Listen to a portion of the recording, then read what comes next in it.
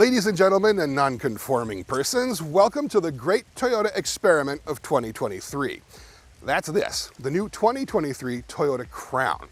And it's meant to replace the Avalon in the Toyota showroom going forward, the Avalon being the big full-size sedan.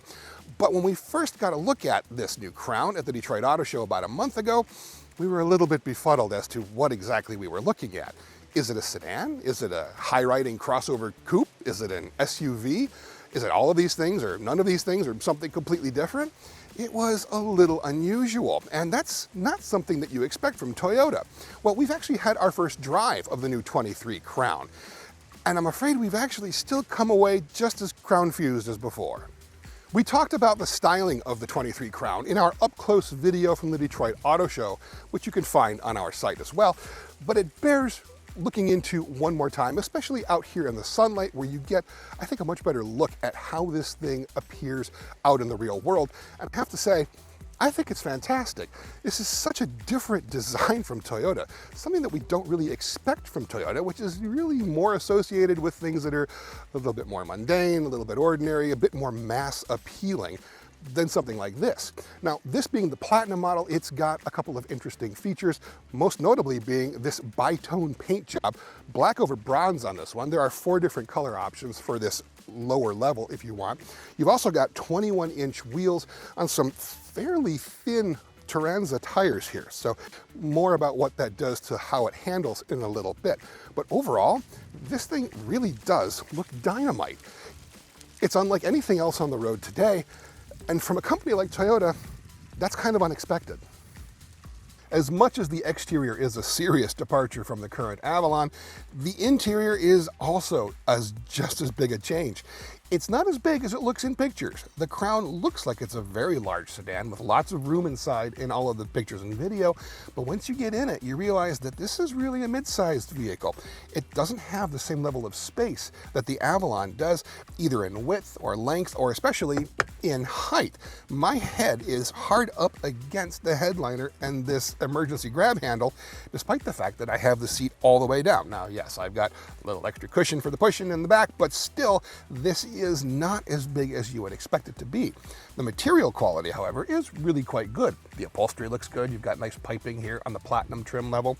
You've also got the 12.3-inch touchscreen with the new Toyota audio multimedia system, which is a lot better than Toyota's systems in the past, but still has a couple of quirks in that, you can only do one thing at a time. If you're on navigation, you're on navigation. If you're on music, you're on music. If you're on phone, you're on phone. And given the real estate that this screen has, you'd expect there to be some kind of split screen multi-function capability, which there isn't, which is kind of strange.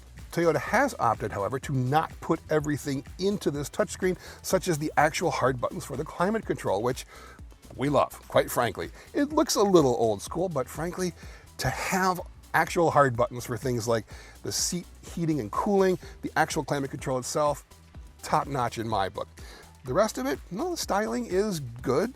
The comfort is okay. Like I said, if you're a bigger or taller person, you're gonna have to take a long drive in this thing to make sure that you're going to be comfortable in it, because it's not as big as the Avalon. If you are expecting an Avalon replacement with the new Crown, I think you're gonna be a little disappointed, because this does not feel like an Avalon in most ways. Instead of a big, floaty, cushy, full-size sedan meant for, let's be honest, older folks who typically bought that model, instead, you've got what Toyota is billing as a performance sedan meant to go up against the Kia Stinger and the Nissan Maxima, both of which are not expected to be around much longer, so pretty soon Toyota might have this field all to themselves. But what they've created here is just a little bit unusual. This is the Platinum trim with the Hybrid Max system, which is Toyota's first specific performance hybrid system, as they're calling it. And it does have plenty of torque. It's got plenty of pep. It's got a turbocharged 2.4-liter 4-cylinder engine, made it up into the hybrid system, and it makes 340 horsepower and 400 pounds-feet of torque, which is a lot, but then you consider that this thing weighs over 4,300 pounds, according to Toyota. So it's a heavy sedan, a heavy car, which kind of balances out all of this power. Yeah, plenty of power, plenty of torque, really decent responsiveness. Perhaps most interesting is that it doesn't use an electronic continuously variable transmission. The lower trim levels do, but when you opt for the Performance Hybrid Max version, it uses a 6-speed dual clutch automatic. And that's actually kind of interesting. It's very responsive, plenty peppy. You definitely get that feeling of electric torque, that immediacy of speed, which is quite nice. Toyota says that it'll do 0 to 60 in about 5.7 seconds, which is nothing to sneeze at. But in terms of it being sporty, I really don't feel it. The steering feel is accurate, but it's numb. There's really no feedback happening through the wheel at all. It doesn't feel like an aggressively sporty situation. And I've got this thing in the Sport Plus mode. The Platinum level with the Hybrid Max powertrain has a bunch of different adjustable drive modes that you can choose from. And Sport Plus is sportier, but it's still a big, heavy sedan. It's got a decent amount of body roll, and there's not a lot of great steering feedback. So you can drive it relatively quickly, but honestly, you can also drive the Avalon quickly, and it feels kind of about the same. It is quiet. I will certainly give them that. The hybrid powertrain does allow it to operate in electric mode more often than you might think. And that definitely contributes to this overall sense of quietness. There's very little road or wind noise.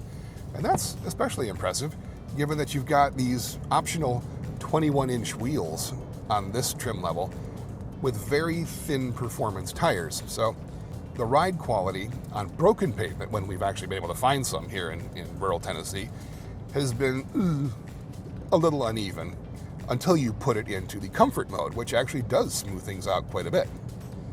So the suspension that comes with this trim level does actually make a difference in terms of how the vehicle rides and feels. Where you really feel the mass of the vehicle is in braking. You push the brakes, they'll stop the car, but you realize you're going to have to push them a little bit more because you've got a lot more momentum coming into a corner than you thought you did. Because there is a lot more mass to this vehicle than you realize. So yes, this great experiment of Toyota's is still a little bit baffling. If they're trying to make something that's a Maxima or Stinger competitor, those vehicles are low. You're sitting lower. It's got a lower center of gravity. It's meant to be a sports sedan. This, you're specifically and intentionally sitting higher than you would. It's 4 inches taller than a Camry.